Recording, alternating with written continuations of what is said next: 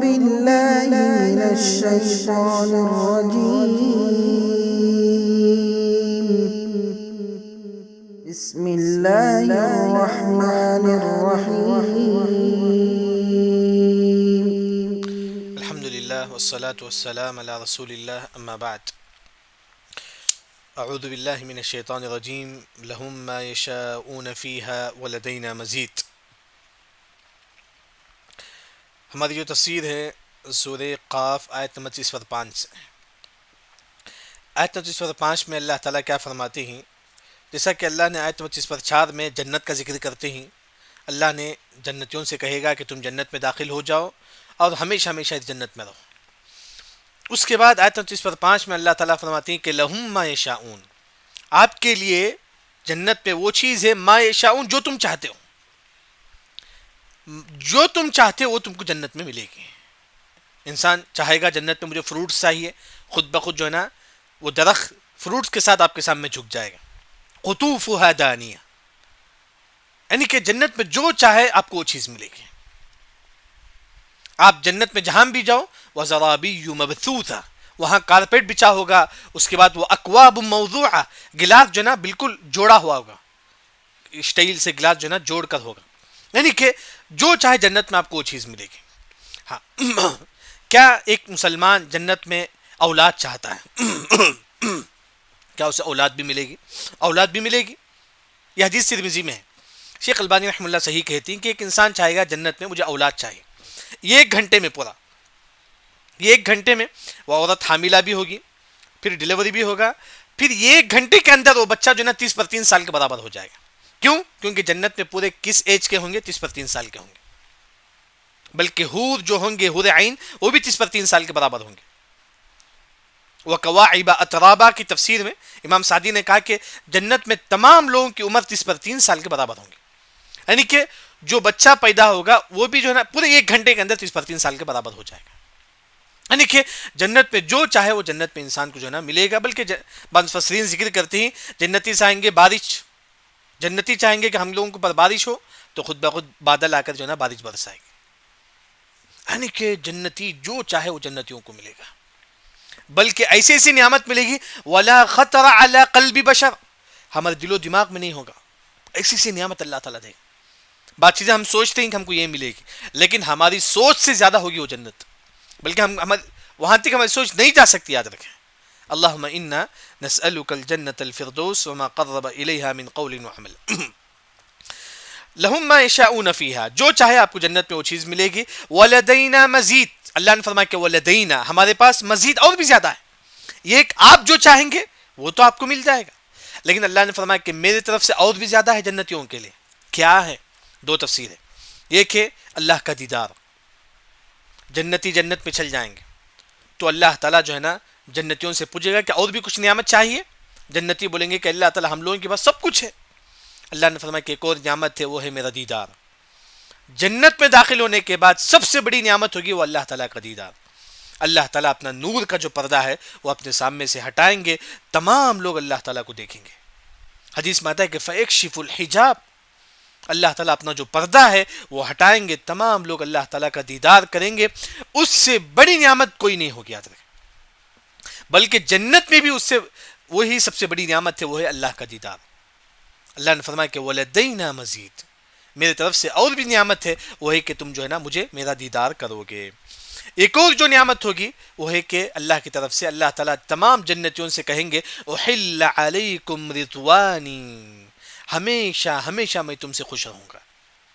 اللہ تعالیٰ جنتیوں سے کہیں گے میں کبھی بھی تم سے ناراض نہیں ہوں گا، میں ہمیشہ ہمیشہ تم لوگوں سے خوش رہوں گا. یہ بہت بڑی نعمت ہوگی جنتیوں کے لیے. یعنی کہ ولدینا مزید کی 2 تفسیر ہے.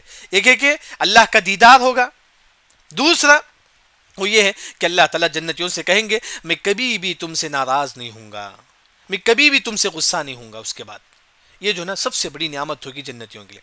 بعض مفسرین نے فرمایا کہ ولدینا مزید کی تفسیر میں ہر جمعہ ایک مسلمان اللہ تعالیٰ کا دیدار کرے گا، ہر جمعہ اللہ تعالیٰ کا دیدار کرے گا. تو یہ جو ہے نا یہ جنتیوں کے متعلق جو ہے نا وہ جو نعمت جو ہے نا اس میں احسنت ورضوان من اللہ اکبر، جیسا کہ احل علیکم رضوانی کی تفسیر، یعنی کہ اللہ کی جو خوشنوزی جو ہے نا جنتیوں کو ملے گی وہ سب سے بڑی نعمت ہوگی. وَرِضْوَانٌ مِّنَ اللَّهِ اکبر، سب سے اکبر کا مطلب کبیر کا مطلب بڑا، اکبر کا مطلب سب سے بڑا، یعنی کہ سب سے بڑی نعمت جو ہوگی جنتیوں کے لیے وہ ہے کہ اللہ تعالی ہمیشہ ہمیشہ جنتیوں سے خوش رہے گا. وہی جو ہے نا لہم ما یشاؤون فیہا ولدینا، یعنی کہ آیت 5 میں اللہ تعالی یہ فرماتے ہیں جنتی جو چاہیں گے اللہ تعالی تمام چیز جنتیوں کو دیں گے، بلکہ اس سے بڑھ کر اللہ تعالی جنتیوں سے ہمیشہ ہمیشہ خوش رہیں گے. اس سے بڑھ کر اللہ تعالی کا دیدار ہوگا. ہر جمعہ جنتی اللہ تعالی کو دیکھے گا، ہر جمعہ ایک نیک انسان، ایک توحید پرست جو ہے نا اللہ تعالیٰ کو دیکھے گا جنت میں. تو اس کے بعد آیت نمبر 6 میں اللہ تعالیٰ یہ فرماتے ہیں کہ مکہ والے، آپ سے پہلے جو امتیں گزر چکی ہے، قوم نوح، قوم عاد، قوم سمود، وہ تم سے زیادہ طاقتور تھے. تم زیادہ طاقتور نہیں تھے، بلکہ وہ لوگ جو ہے نا اپنے ہاتھوں سے جو ہے نا وہ جابوا الصخر بالواد، اپنے ہاتھوں سے جو ہے نا وہ پہاڑ کو کھریچ کر گھر بناتے تھے. اللہ نے کفار مکہ سے کہا کہ مکے والے، یہ جو تم مشرک ہو، تم سے پہلے کئی مشرک آ چکے ہیں، وہ تمہارے زیادہ طاقتور تھے، لیکن پھر بھی وہ اللہ کے عذاب سے نہیں بچ سکے، پھر بھی وہ اللہ کے عذاب سے نہیں بچ سکے. اس وجہ سے تم اسلام لا لو. اگر تم اسلام نہیں لاؤ گے تو جس طرح اللہ نے قوم سمود، قوم عاد، فرعون کو اللہ نے ہلاک کیا، تم کو بھی اللہ تعالیٰ ہلاک کرے گا، تم کو بھی اللہ تعالیٰ ہلاک کرے گا. وہی اللہ تعالیٰ اس صورت میں، اس آیت میں فرماتے ہیں، دیکھیے وَكَمْ أَهْلَكْنَا، اور کم کتنے ہی اہلکنا ہم نے ہلاک کیا. اے کفار مکہ، اے مکہ والے سنو، ہم نے کتنے لوگوں کو ہلاک کیا. کب؟ قبلہم، آپ سے پہلے. اے مکہ والے آپ سے پہلے کئی قرن کا مطلب کئی نسلیں آ چکی تھیں، کئی قوم آ چکی تھی، کئی امت آ چکی تھی آپ سے پہلے. قوم عاد، قوم سمود، اصحاب الایکہ، قوم تبع، مطلب کئی قومیں آ چکی تھی جنہوں نے اسلام نہیں لایا تو اللہ نے ان کو ہلاک کر دیا. یہ ایک بات یہاں فرماتی مکے والوں سے کہ اس سے پہلے جو امتیں آ کر تھیں وہ تم سے پہلے جو آ کر تھے انہوں نے اسلام نہیں لایا تو اللہ نے ان کو ہلاک کر دیا. دوسری بات اللہ نے فرمایا کہ ہم اشد منہم بطشا، یہ جو لوگ ہم، وہ تمام لوگ، کون؟ قوم عاد، قوم سمود، اشد، زیادہ، منہم، آپ سے، بطشا، طاقت میں آپ سے زیادہ تھے. قوم سمود اپنے ہاتھوں سے یہ پہاڑ کو کھریچ کر گھر بناتے تھے. آج بھی آپ دیکھ سکتے ہیں قوم سمود، آپ یوٹیوب میں لکھیے، ان کے جو گھر آپ کو آئے گے پہاڑ میں ہے. مدین، وہاں بھی جو ہے نا آج بھی ہے، سعودی عرب وغیرہ میں پہاڑ میں جو ہے نا وہ جو ہے نا کھریچ کر جو ہے نا اپنا گھر بناتے تھے، یعنی کہ وہ آپ سے زیادہ طاقتور تھے. ایک کفار مکہ آپ سے زیادہ طاقتور اس سے پہلے والی قوم تھی، انہوں نے اسلام نہیں لایا تو اللہ نے جو ہے نا ان کو ہلاک کر دیا. اگر تم بھی اسلام نہیں لاؤ گے تو اللہ تعالیٰ تم کو بھی ہلاک کرے گا. پھر اللہ نے فرمایا کہ فنقبوا فی البلاد، فا کا مطلب پس، نقبوا راستہ، فی البلاد شہر میں، یعنی کہ مثال کے طور پر سمجھو کہ یہاں ایک بستی میں عذاب آ گیا. انسان کیا کرتا ہے؟ راستہ ڈھونڈتا ہے کہ باہر جانے کے لیے تاکہ عذاب سے بچ جائے. فنقبوا کا آپ دماغ میں تصور کرو کہ گاؤں میں عذاب آ چکا ہے، فنقبوا وہ راستے میں جاتا ہے، فی البلاد، بلاد کا مطلب گاؤں، بستی، شہر، وہ اپنی بستی میں ادھر ادھر جاتا ہے کہیں عذاب سے بچ جائے. کیوں جاتا ہے؟ حل من محیص، حل کیا ہے؟ محیص، کوئی ایسی جگہ ہے جو مجھے بچا سکتی ہے عذاب سے. محیص کا مطلب کوئی ایسی جگہ جو مجھے عذاب سے بچا سکتی ہے. نہیں، جب اللہ کا عذاب آئے گا کوئی نہیں بچے گا. یعنی کہ اللہ تعالیٰ یہ فرماتی ہیں کہ اس سے پہلے والے جو قوم والوں تھے جب اللہ نے ان پر عذاب لایا تو جو نا فنقبوا فی البلاد، وہ اپنی گلیوں میں بچنے کے لیے جا رہے تھے، ادھر ادھر جا رہے تھے. نقبو کا مطلب راستہ، اپنے گلیوں میں ادھر، اپنی بستی میں ادھر ادھر جا رہے تھے. کیوں جا رہے تھے؟ حل من محیص، کوئی ایسی جگہ ہے جو ان کو بچا سکتا ہے اللہ کے عذاب سے؟ نہیں، کوئی ایسی جگہ نہیں. جب اللہ کا عذاب آئے گا تو کوئی نہیں بچے گا. اسی وجہ سے اللہ نے مکے والوں سے کہا کہ تم بھی اسلام لا لو، اگر تم اسلام نہیں لاؤ گے تو اللہ تعالیٰ تم کو ہلاک کرے گا. یہاں اہل علم نے دعوت کا دو طریقہ ذکر کرتے ہیں. کسی کو دعوت دینے کا دو طریقہ ہے. ایک بولیں گے کہ اگر آپ اسلام لا لیں گے تو آپ کو جنت ملے گی، ایک آسان طریقہ ہے. اگر آپ اسلام لا لیں گے تو آپ کو جنت ملے گی، اللہ تعالیٰ آپ کو عذاب قبر سے بچائے گا، اللہ تعالیٰ آپ کو جنت دے گا، سب. یہ ایک اور جو طریقہ ہے وہ ہے ترہیب، ڈرانا ہے، یعنی کہ اگر آپ اسلام نہیں لاؤ گے تو آپ جہنم میں داخل ہوں گے. جیسا کہ اللہ نے یہاں کہا کفار مکے سے وَكَمْ أَهْلَكْنَا قَبْلَهُمْ مِنْ قَرْنٍ، اے کفار مکہ اگر تم اسلام نہیں لاؤ گے تو اللہ تعالیٰ تم کو ہلاک کر دے گا. یعنی کہ دعوت کا ایک طریقہ، اگر تم اسلام نہیں لاؤ گے تو اللہ تعالیٰ تم کو جو ہے نا ہلاک کر دے گا، اللہ تعالیٰ تم کو جو ہے نا جہنم میں داخل کر دے گا. یہ بھی اسلام کا دعوت کا ایک طریقہ ہے. تو سامنے والے کو دیکھ کر ہم جو ہے نا اگر وہ کس طرح ہے اس طرح سے ہم بات کریں گے. یعنی کہ آیت نمبر 30 میں اللہ نے یہ فرمایا کہ اس سے پہلے والے جو قوم والے تھے انہوں نے اسلام نہیں لایا تو اللہ نے ان کو ہلاک کر دیا, بلکہ اس سے پہلے والے جو قوم تھے ہم اشد منہم بطشا, مکے والوں سے زیادہ طاقتور تھے, لیکن اللہ نے پھر بھی جو ہے نا ان کو ہلاک کر دیا. کیوں؟ کیونکہ انہوں نے اسلام نہیں لایا. جب اللہ کا عذاب آیا فنقبوا, وہ پھرتے رہے فی البلاد, اپنے بستی میں اللہ کے عذاب سے بچنے کے لیے ادھر ادھر جا رہے تھے. حل من محیز, کہہ رہے تھے کہ کوئی محیز کا مطلب کوئی جگہ جو ان کو اللہ کے عذاب سے بچا سکے. نہیں, کوئی جگہ نہیں تھی, ان کو کوئی جگہ نہیں ملی جو اللہ کے عذاب سے بچنے کے لیے. تو وہی اللہ نے فرمایا کہ تم عذاب سے پہلے تم جو ہے نا اسلام لا لو. پھر اس کے بعد آیت 7 میں اللہ تعالیٰ یہ تمام واقعہ ذکر کرنے کے بعد, یعنی کہ سورہ قاف میں اللہ نے جو ہے نا سب سے پہلے دوبارہ اللہ تعالیٰ زندہ کرے گا حشر کے میدان میں, اس کا اللہ تعالیٰ ذکر کرتے ہیں. اس کے بعد اللہ تعالیٰ کئی قوموں کا ذکر کرتے ہیں کہ جنہوں نے قیامت کا انکار کیا تو اللہ نے ان کو ہلاک کر دیا. اصحاب الایکا, اصحاب الرس, قوم سمود, قوم تبع, جن لوگوں نے اسلام نہیں لایا تو اللہ نے ان کو ہلاک کر دیا. یہ تمام واقعہ جو قوم, پھر اللہ نے فرمایا کہ یہ کل حشر کے میدان میں یہ فرشتے جو ہے نا ہم کو قبر سے لے کر حشر تک لے کر آئیں, قبر سے کھینچ کر حشر کے پاس اللہ کے فیصلے کی جگہ حشر میں لے کر آئیں گے. اس طرح پھر اللہ نے جہنم کا ذکر کرتی ہیں, پھر اللہ تعالیٰ موت کا ذکر کرتی ہیں, پھر اللہ تعالیٰ یہ تمام چیزیں ذکر کرنے کے بعد پھر جنت کا ذکر کرتے ہیں. تمام چیزیں ذکر کرنے کے بعد اللہ نے فرمایا کہ ان فی ذلک لذکریٰ, بے شک اس میں نصیحت ہے. ان بے شک فی ذالک, یہ تمام چیزیں جو اس صورت میں بتائی گئی ہے, لذکریٰ, یہ نصیحت ہے. بعض علماء نے, بعض مفسرین نے فرمایا کہ قرآن میں جو جو چیزیں ذکر کی گئی ہے لذکریٰ, یہ نصیحت ہے. اس نصیحت کو ہم کیسے حاصل کریں, اس نصیحت کو ہم کیسے قبول کریں, اس نصیحت سے ہم کیسے فائدہ اٹھائیں. لمن کان لہ قلب, لمن جس کے لیے, کان لہ قلب جس کے لیے دل ہو, دل کا مطلب عقل, یعنی کہ جس کے پاس عقل ہو وہ قرآن پر ضرور غور و فکر کرے گا. اب دنیا میں کتنے لوگ ہیں جو قرآن پر غور و فکر کرتے ہیں؟ بہت کم لوگ, بلکہ سب سے کم پڑھی جانے والی کتاب دنیا میں قرآن ہے, بس سب سے کم پڑھی جانے والی کتاب. کیوں؟ کیونکہ اس کا کوئی فائدہ نظر نہیں آتا ہے. اس کا کوئی فائدہ دنیا میں ایسا دکھتا ہے کہ کوئی فائدہ نہیں ہے. اگر آپ حقیقی معنوں میں اگر آپ پڑھیں گے قرآن, اس کے فائدہ کچھ اور ہے, اور بھی مطلب قرآن سے بڑھ کر دنیا میں کوئی چیز, بلکہ مرنے کے بعد سے لے کر, بلکہ قبر میں ایک جو سوال ہوگا, بیمار تم قرآن پڑھے یا نہیں, تم قرآن حدیث پڑھے یا نہیں, اس کا بھی سوال ہوگا قبر میں. 3 سوال نہیں 4 سوال, جیسا کہ ابو داؤد کی روایت. یعنی کہ اللہ نے فرمایا کہ جب تم قرآن پڑھو, لمن کان لہ قلب, جس کے لیے دل ہو, یعنی کہ قرآن جو ہے نا جب آپ پڑھتے ہو تو سمجھ کر پڑھو.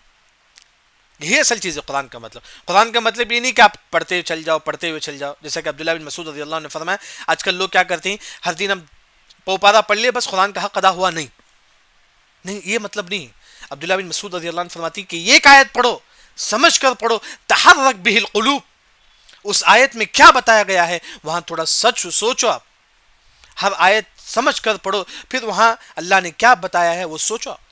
لمن کان لہ قلب, اللہ نے ہی فرمایا کہ جب تم قرآن پڑھو تو اپنے دل کو جو ہے نا حاضر رکھ کر پڑھو, یعنی کہ سمجھ کر کیا ہے تم پڑھو. دوسرا, او القى السمع, اور القى السمع کا مطلب جو ہے نا غور سے سننا, غور سے سنو. جیسا کہ آپ کلاس میں بیٹھے ہوئے تو غور سے سنو, غور سے سنو. ہاں, بعض لوگ مثال کے طور پر جو ہے نا کلاس میں 20 لوگ بیٹھے ہوئے ہیں, 10 لوگ غور سے سن, پورے لوگ غور سے سنتے ہیں. ہاں, لیکن بعض لوگ جو ہے نا صرف کلاس میں بیٹھے رہتے ہیں بس, لیکن جو ہے نا میں یہاں ہوں, میرے دل مدینے میں ہے, میں یہاں ہوں, وہ بیٹھ کر کہیں اور سوچتے ہیں وہ کیا کرنا ہے, کل مجھے کیا کرنا ہے, مجھے کیا پکانا ہے, مجھے کل کیا کمانا ہے. نہیں, یہ ہم اللہ نے فرمایا کہ ایسے نہیں, ایسا قرآن مت پڑھو. وہو شہید, اپنے دل کو حاضر رکھ کے پڑھو, پورے غور و فکر کے ساتھ قرآن پڑھو. یہ قرآن وہ کتاب نہیں ہے جو جا کہ انگلش سائنس جو ہے نا آپ لوگ پڑھتے ہیں, یہاں بھی دیکھ کوئی پڑھے ایسے ہی پڑھے چلو فائدہ ہوا ہے نا. نہیں, اللہ نے فرمایا کہ یہ قرآن ایسا مت پڑھو, دل کے ساتھ بلکہ سوچ سمجھ کر اور غور سے سنو, اور وہ شہید, اپنے دل کو حاضر رکھو. جیسا کہ جمعہ خطبہ ہے, ہم لوگ جو نا چلے جمعہ خطبہ بیٹھے سنے, میں یہاں مسجد میں رہتی ہے لیکن ان کا دل دماغ کہاں ہوتا ہے کہ دکان میں ہوتا ہے, پکوان میں ہوتا ہے. یعنی کہ ان کو سوچ مطلب پورے اس سے ساتھ نہیں پڑھتی ہو, اس کے ساتھ نہیں سنتے ہی ہو. ایسا مت کرو. اللہ نے فرمایا کہ جب بھی آپ دین کی کوئی باتیں کوئی مجلس میں بیٹھتے ہیں تو دل کو حاضر رکھو سب سے پہلے, یعنی کہ دل کو خالص قرآن حدیث کے لیے رکھ دو بس. پھر غور سے سنو, پھر اس کو سمجھو. یہ اصل چیز ہے دین کا.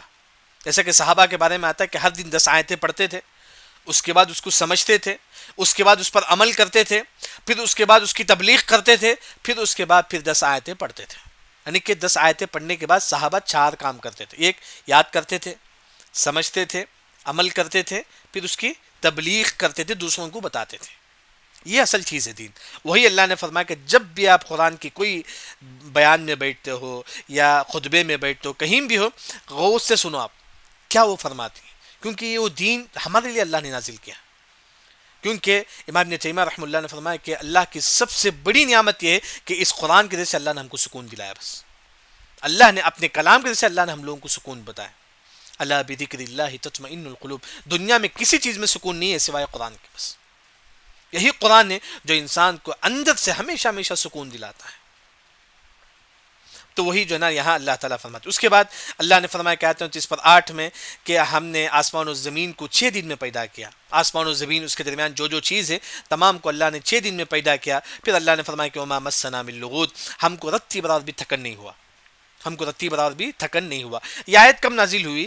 یہ یہودیوں نے کہا کہ اللہ نے اتوار سے پیدا کرنا شروع کر دیا.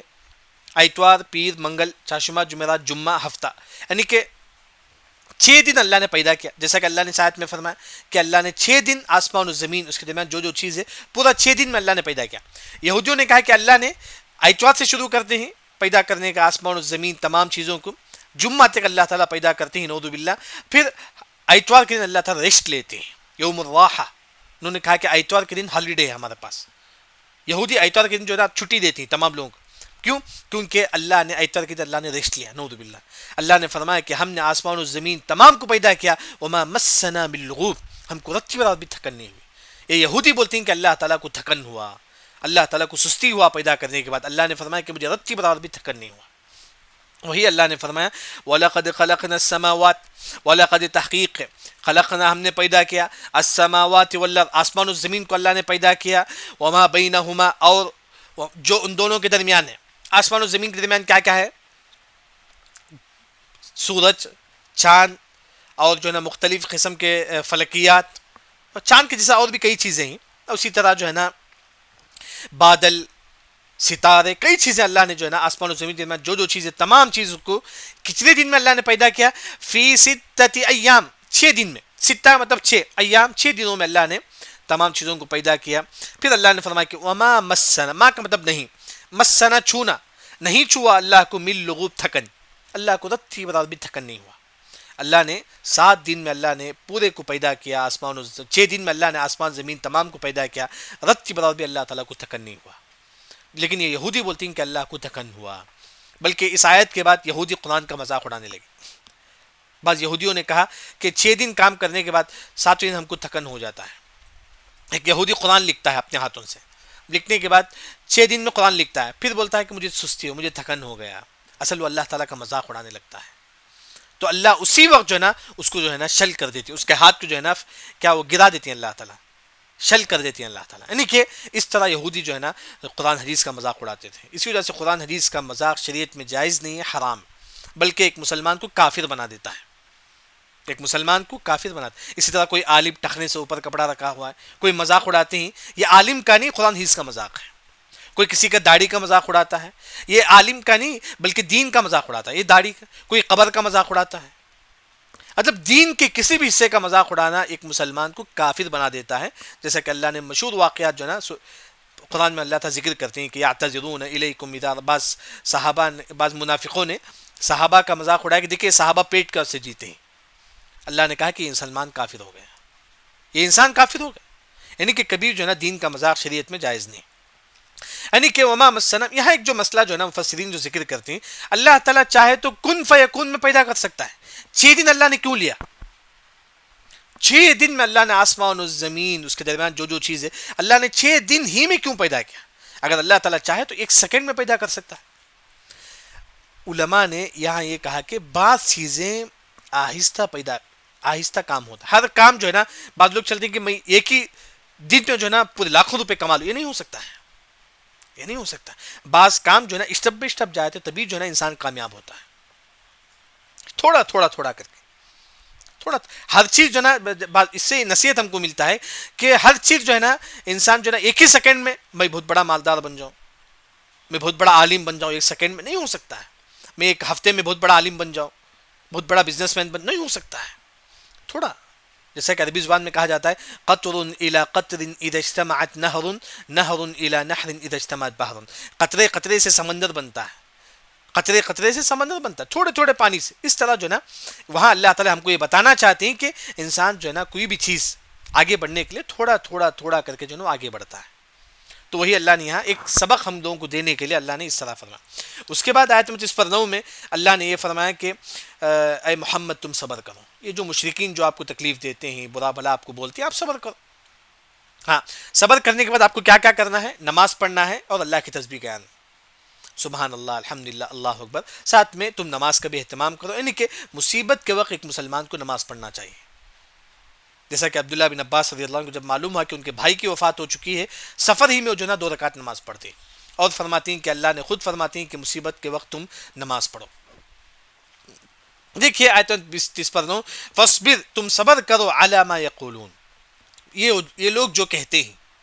یقولون کا مطلب کہنا.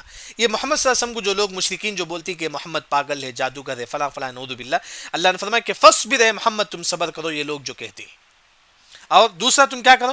وسبح، سبح کا یہاں جو معنی آسان نماز پڑھنا ہے، اور تم نماز پڑھو بحمد ربک، اپنے رب کے حمد کے ساتھ.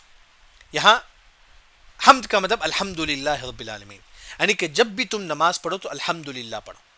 یہاں جو مسئلہ جو ہم کو معلوم ہوتا ہے وہ یہ کہ ہر نماز میں سورہ فاتحہ ہم کو پڑھنا ہے، چاہے آپ امام کے پیچھے ہو، چاہے تراویح میں ہو، چاہے آپ فرض نماز میں امام کے پیچھے ہو، ظہر میں، مغرب میں، عشاء میں، کبھی بھی جب بھی آپ نماز پڑھتے ہو تب بھی تم کو سورہ فاتحہ پڑھنا واجب ہے. صحیح بخاری کی روایت میں آپ صلی اللہ علیہ وسلم نے فرمایا کہ لا صلاۃ لمن لم یقرأ بفاتحۃ الکتاب، جس نے سورہ فاتحہ نہیں پڑھی اس کی نماز نہیں ہوگا. چاہے آپ امام کے پیچھے ہو، مغرب کی 2 رکعت میں، عشاء کی 2 رکعت میں، فجر کی 2 رکعت میں، تب بھی تم سورہ فاتحہ پڑھو. ہاں، کیا امام جب آواز سے پڑھتا ہے کیا تب بھی ہم سورہ فاتحہ پڑھیں گے؟ جواب ہے ہاں. دلیل ابو ہریرہ رضی اللہ عنہ سے پوچھا گیا کہ امام آواز سے پڑھتا ہے، کیا ہم سب بھی سورہ فاتحہ پڑھیں گے؟ ابو ہریرہ رضی اللہ عنہ فرماتے ہیں کہ اقرأ بها فی نفسک، تب بھی تم سورہ فاتحہ پڑھو. امام آواز سے پڑھتا ہے تب بھی تم سورہ فاتحہ پڑھو. یہ حدیث صحیح مسلم میں، یعنی کہ اللہ نے فرمایا کہ وسبح، تم نماز پڑھو بحمد ربک، اپنے رب کے حمد کے ساتھ، مطلب الحمدللہ کے ساتھ. کب تم نماز پڑھو؟ قبل طلوع، قبل کا مطلب پہلے، سورج طلوع ہونے سے پہلے. یہ کون سی نماز ہے؟ فجر کی نماز ہے. وقبل الغروب، سورج غروب ہونے سے پہلے. یہ کون سی نماز؟ مغرب کی نماز.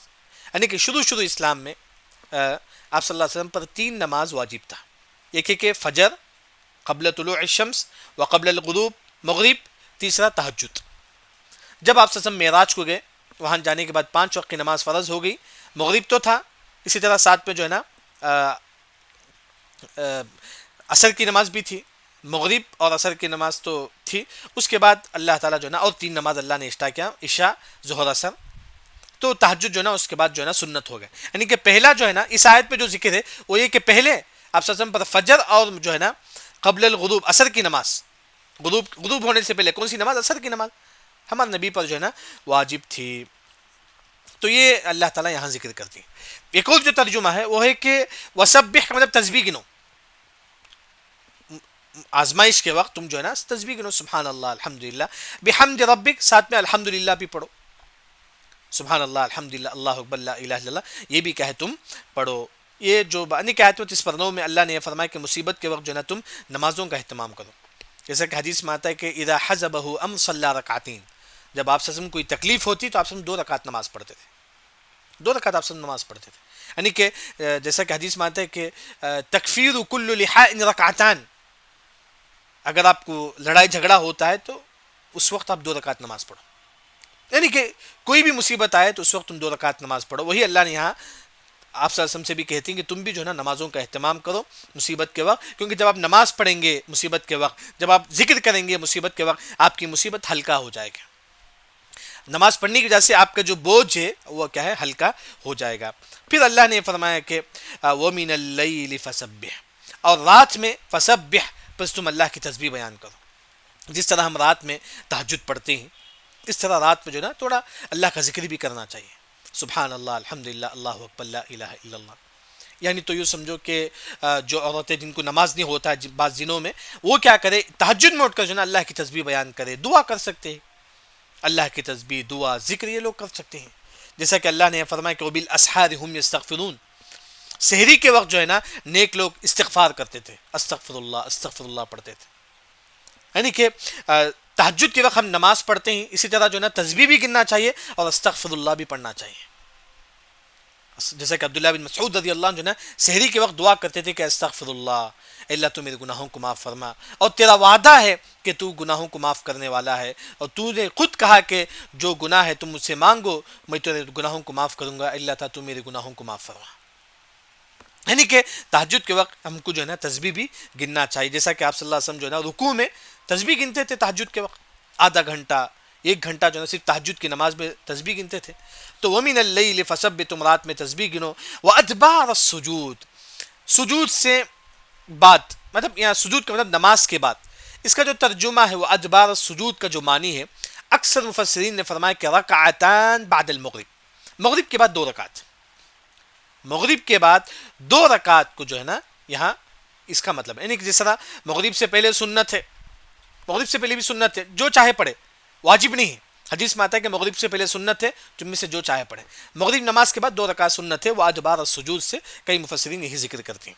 ایک اور جو مسئلہ وہ ادبار السجود کے، یعنی کہ نماز کے بعد اللہ کا ذکر کرنا، نماز کے بعد اللہ کا ذکر. ایک ہے کہ فرض نماز کے بعد اللہ کا ذکر ہے، سبحان اللہ 33 مرتبہ، الحمدللہ، اس طرح. ایک اور جو تسبیح ہے فرض نماز کے بعد، وہ تو معلوم ہے کہ استغفر اللہ پڑھنا ہے. اور نفل نماز کے بعد کیا کوئی تسبیح ہے؟ سب سے پہلے نفل نماز میں کون سا آتا ہے کہ وتر کی نماز، وتر کی نماز کے بعد جو ہے نا حدیث میں جو ثابت ہے وہ ہے کہ سبحان الملک القدوس 3 مرتبہ پڑھنا چاہیے. سبحان الملک القدوس، سبحان الملک القدوس، تیسری مرتبہ آواز سے سبحان الملک القدوس، یہ حدیث سے ثابت ہے. جب آپ وتر پڑھتے ہیں سنگل، تیسری مرتبہ جو نا آواز سے جو سبحان الملک القدوس پڑھنا چاہیے. اس کے بعد چاش کی نماز، جیسے ہم ضحیٰ کی نماز بولتے ہیں، صلاۃ الضحیٰ ہم بولتے ہیں، صلاۃ الضحیٰ کے بعد بھی خاص اذکار ہے. یہ حدیث امام بخاری نے اپنی کتاب الادب المفرد حدیث نمبر 619، عائشہ رضی اللہ عنہ فرماتی ہے کہ آپ صلی اللہ علیہ وسلم جو ہے نا چاش کی نماز پڑھتے تھے، یعنی کہ صلاۃ الضحیٰ کی نماز آپ صلی اللہ علیہ وسلم پڑھنے کے بعد یہ دعا 100 مرتبہ پڑھتے تھے. کون سی دعا ہے؟ اللہم اغفر لی وتب علی انک انت التواب الرحیم. دیکھیں پھر بھی اللہم اغفر لی وتب علی انک انت التواب الرحیم. آپ صلی اللہ علیہ وسلم چاش کی نماز کے بعد 100 مرتبہ یہ دعا پڑھتے تھے. یہ حدیث امام بخاری نے اپنی کتاب الادب المفرد میں ذکر کرتی ہیں کہ شیخ البانی رحمہ اللہ اس حدیث کو صحیح فرماتے ہیں. یعنی کہ یہ دعا ہم کو پڑھنا چاہیے. ہاں آپ چاش کی نماز پڑھتے ہیں، پڑھنے کے بعد چلتے پھرتے یہ دعا پڑھ لیجئے، اللہم اغفر لی وتب علی انک انت التواب الرحیم، جیسا کہ عائشہ رضی اللہ عنہ فرماتی ہے کہ آپ صلی اللہ علیہ وسلم یہ دعا پڑھا کرتے تھے چاش کی نماز کے بعد. یہ الحمدللہ آج ہماری تفسیر ہوئی سورہ قاف کی آیت نمبر 40 تک.